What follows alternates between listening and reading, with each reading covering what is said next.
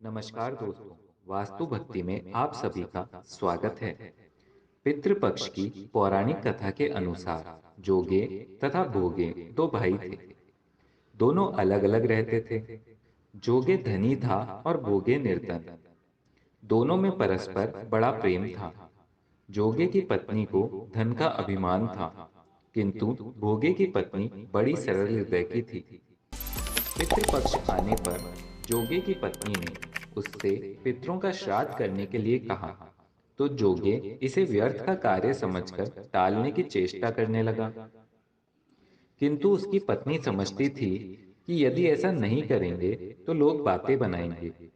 फिर उसे अपने मायके वालों को दावत पे बुलाने का और अपनी शान दिखाने का उचित अवसर लगा।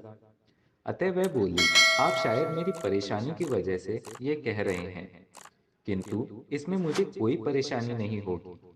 मैं भोगे की पत्नी को बुला लूंगी, दोनों मिलकर सारा काम कर लेंगे। फिर उसने जोगे को अपने पीहर न्योता देने के लिए भेज दिया।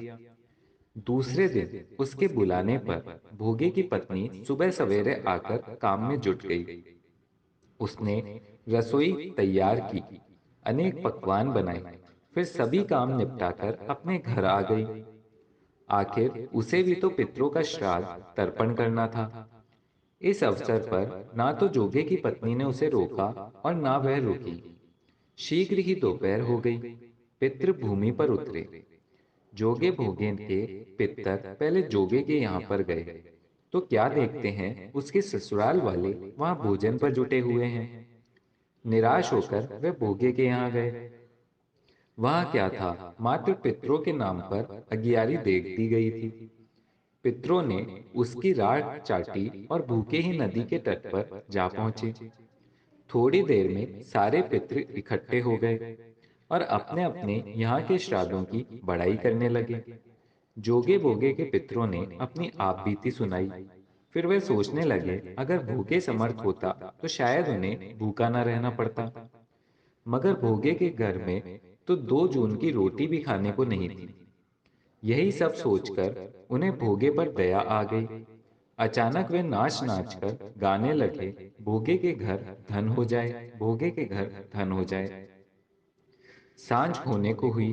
भोगे के बच्चों को कुछ भी खाने को नहीं मिला था। उन्होंने मां से कहा, भूख लगी है।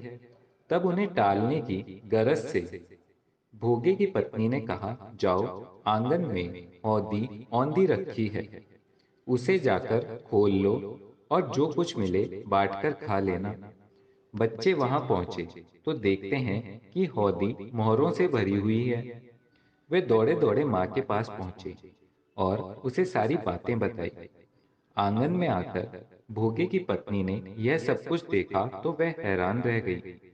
इस प्रकार भोगे भी धनी हो गया, मगर धन पाकर वह घमंडी नहीं हुआ। दूसरे साल का पितृपक्ष आया। श्राद्ध के दिन भोगे की स्त्री ने 56 प्रकार के व्यंजन बनाए। ब्राह्मणों को बुलाकर श्राद्ध किया, भोजन कराया, दक्षिणा दी। जेठ जेठानी को सोने चांदी के बर्तनों में भोजन कराया। इससे पितर बड़े प्रसन्न तथा तृप्त हुए।